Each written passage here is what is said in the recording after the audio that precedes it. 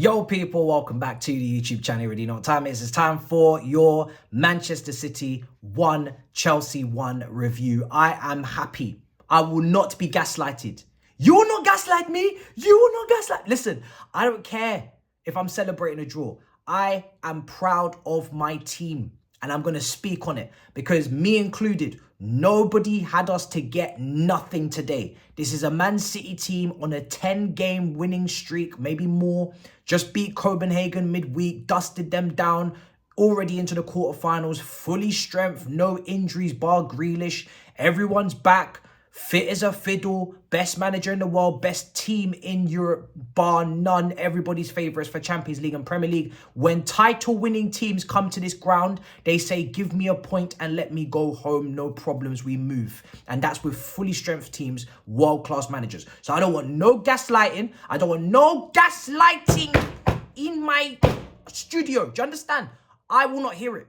I will not hear it. Everybody, including myself, had us to get nout, had us to get nothing. So when we do get something, don't come with the foolishness now. Praise of the highest order for Chelsea today, from the manager to the team, from the tactics to the way that we, applied it and went out there and demonstrated. That is a proper Chelsea performance. When we look back on Chelsea, when we talk about the legends, the Spines, the Drogbas, Lampards, Terrys, Ashley Coles, Czechs, remember the performances at the Nou Camp as much as you remember the demolitions against Wigan at home. Remember 2012 Nou Camp of not seeing possession, fighting for your lives, defending for your lives. But art of defending, taking pride in your defending, something that's lost in today's game because everybody wants to play this tippy-tappy football. Everybody talking about the patterns. Everybody wants the perfect play. It's not always going to happen. And it's not even what we were built on. Now, I love beautiful football, but top me up like a bloody subscription. Every year, minimum once or twice, yeah? I need to hear this notification. I need to see this type of performance. This is the type of performance I need once or twice a season, just to remind everyone and ourselves that we are capable of going to a ground like this when we are underdogs, when we are not favoured, when we are not expected to get anything, when we could even be on the beach. Because Man City are fighting on all fronts. We are not really fighting for anything too serious in the league. Easy for people to stop tracking back. Easy for people to leave spaces in between the lines. Leave gaping holes in the midfield. It didn't happen. And they applied the tactics and the setup to a T against the best team in Europe. And I'm proud of it because I know that we could have been 2-0 up, but I don't care. We really deserved to take the lead when we did. The performance in the first half was borderline flawless. It doesn't get better. Of course City are going to have chances. Of course Hairline, we're going to have to ride our luck. How many times did I see Ashley Cole clear the ball off the line? How many times did I see us, the ball hit the crossbar or the post? Petr Cech had to make a world-class save. It happens. This is football. You're not going to get through a game like this with no chances conceded, with no clear-cut opportunities for the opposition. You have to ride your luck, but you earn it. You earn it. This is the difference between getting slapped up at Anfield with naivety, with a lack of, compactness in our team, just open sesame, not keeping the spaces close, not being unified and playing as a team. Today was the complete opposite. When you watch Chelsea off the ball today in that first half, off the ball, people are in line. It's 2 banks of 4. You're seeing people tracking back. You're seeing Palmer put in a shift to make sure that Doku is not isolating Gusto. You're seeing Caicedo, Enzo, Gallagher in the first half. Enzo, all game, working hard. Caicedo, fortunate in some ways to stay on, I'm not going to lie. He was making some rough challenges, some clumsy challenges, and he's lucky that he only got 1 yellow. But just in midfield, everybody putting in a shift, trying to win the ball high up the pitch. I think before the game, I was thinking to myself, can you sit in deep all game like we were in the last 10, which is natural. I'm going to get to that. No, you can't. You're going to invite too much pressure. You're going to be, eventually you're going to concede unlucky deflections, whatever that can happen. And that happened. You can't go all guns blazing and attack and press from the front willy-nilly because then you're going to get absolutely destroyed on the counter with Hairline and Doku. So you've got to do a bit of both. You've got to be in the happy medium. Sometimes that can be the nowhere zone. That can be the no man's land. But Colwill and Disasi, for a defensive partnership that have not played with each other more than a handful of times this season, because Colwill's played left back and Disasi's played mostly with Silva. Those two today, rock solid. Up against the best striker in the world, who's physically bamboozled and destroyed centre-backs up and down the table. These two put in a proper performance. For me, Disasi's man of the match. Disasi is a player that is easily disrespected because he's not everybody's favourite, because he did cost a decent amount. But as I said before the game, in terms of errors leading to goals for a centre-back, this guy has not had as many at all as the Silvers, at the Badiashiels, positioning issues from him and Colwill earlier on in the season, but out of position, the shoulder shakes and the shoulder to shoulders. And the fact that, when wingers were coming up against him, it was backing off, and that Disasi's not had as many errors as the other guys. And he gets a lot of heat. But today, unbelievable. The positioning, the concentration, the tackles, the blocks, everything. The headers, the clearances, everything. Even from these two in terms of line breaking passes. Sometimes they would play that ball, punch it into midfield. And then also they knew when to clear their lines. So unbelievable performances from both of them. For me, Disasi's man of the match. I thought he was incredible. Petrovic made some massive saves. I wanted him in goal before the game. I didn't get the hoo-ha for Sanchez to come in. Listen, ball playing distribution on Sanchez, I don't think is as much as people make it out to be. He's not no Ederson, he's not no Alisson. At the end of the day, Brighton let him go. He was third choice in the end. Still, and Belgian brother come in, and De Zerbi, the build-up bastard he has, said, I'm not going to trust you as much as these guys on the ball. So now I'm looking at Sanchez is better on cross collection for sure. But in terms of Petrovic, he deserves this position. He's earned it. He's been playing well. He's been saving us at times, and he keeps it simple. And he kept it simple today, no problems, no errors. So I'm happy for him. Couple little flappy punches here and there that needs to be worked on. He's young, he's got the height, so I'm hoping that it's just him being young, first season in England, all these things. It's probably not as physical in the MLS as it is here, so it's understandable. He's a young 22-year-old. The fullbacks put in a shift. Gusto today, again, this guy needs more. He needs more praise on his name, because I only just seen today, I checked the age, he's only a couple months older than Bradley. You'd think Bradley's had a great season, but you'd think Bradley's a kid and Gusto's some grown-ass man. This brother's come in for Reece James, and he's been absolutely exceptional. Defensively and going forward, perfect balance. He's robbed of an assist today, of course, as well. Should have had an assist. Today, against Doku, done extremely well. Like I said, Palmer did very well on the track back. Now, for the goal, I'm getting into. We could have been 2-0 up in the first half. I think the first half was like I said, flawless. I think it was basically perfect. We limited them to not too many big chances, and we had our own big chances on the break. We didn't just go in to sit off and do nothing. We went in with a plan to, as Mourinho would want, as Conte would want, as the proper Chels would want, to go in with a plan, to be resolute, to know how to defend, to be taking a pride in that, and to hit them on the break, as we did at the Etihad all those years ago in the 3-1 win. The only difference today is it wasn't Hazard, Willian, Costa. It was Sterling, Jackson, and Palmer. It wasn't as clinical. Jackson had he had a chance, took too many touches, should have scored, should have hit it first time. Sterling had a chance, took too many touches, should have scored. Both of these guys give it back to Ederson.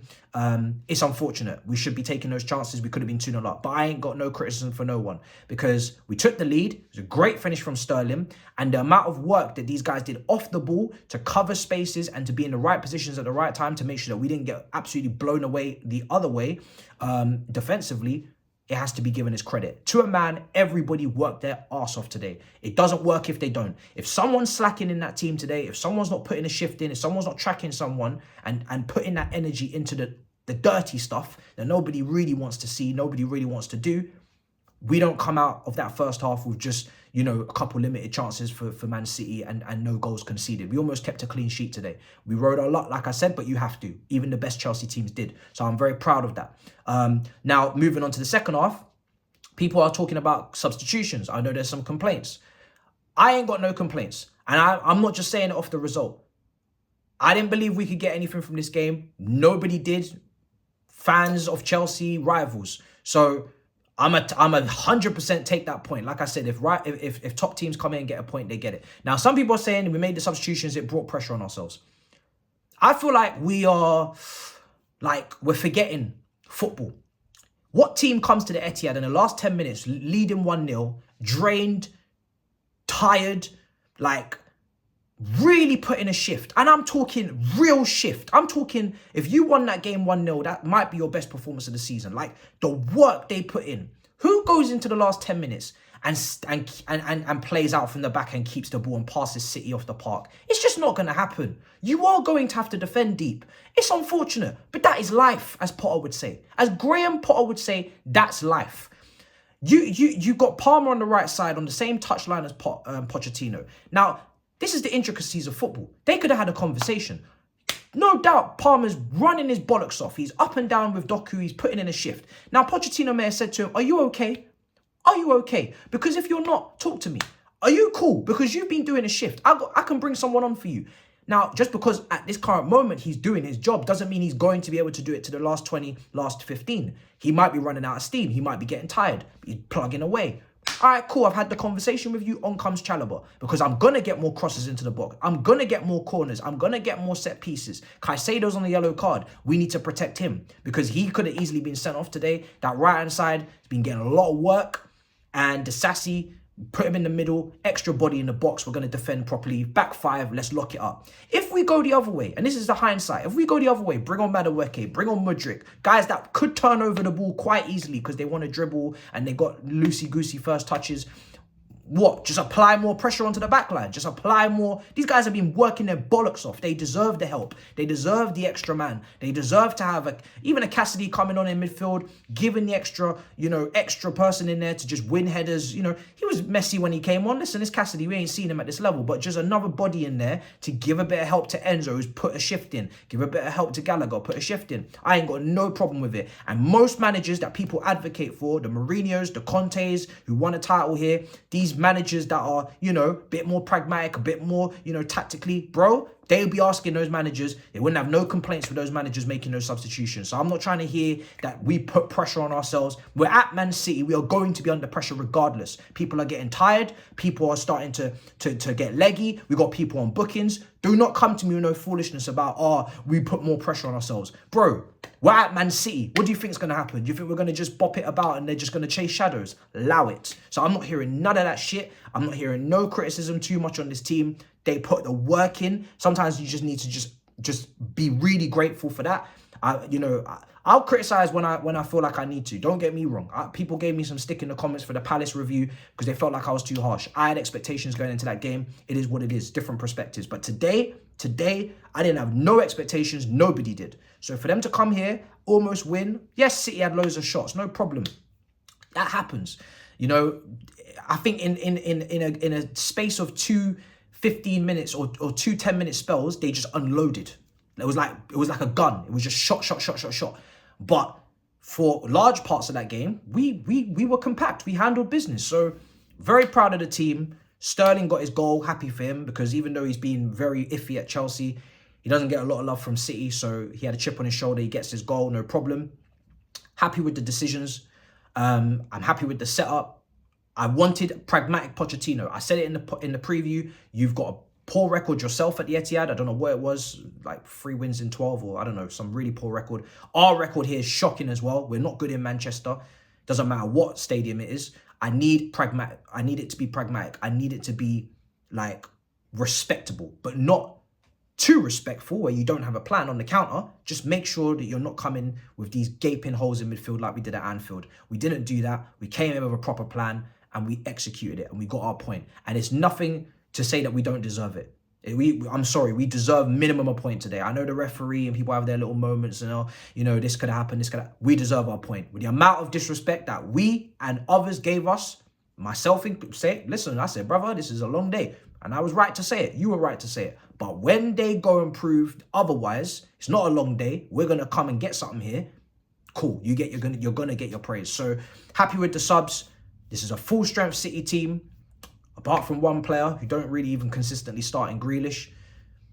We had bare man out. Still got injuries. I know Liverpool got injuries now today. So people think that, the cup finals, we're favourites. Brother, we got injuries still. Do you know what I'm saying? Lavia's still not here. Couldn't bring him off the bench. That could have helped. Okachuku, couldn't bring him off the bench. Reece James, don't have him as an option. Fofana, can't use him and his pace. Bro, I could go on. So proud. Very, very proud. People will say we're celebrating a draw. People will gaslight. I don't really care.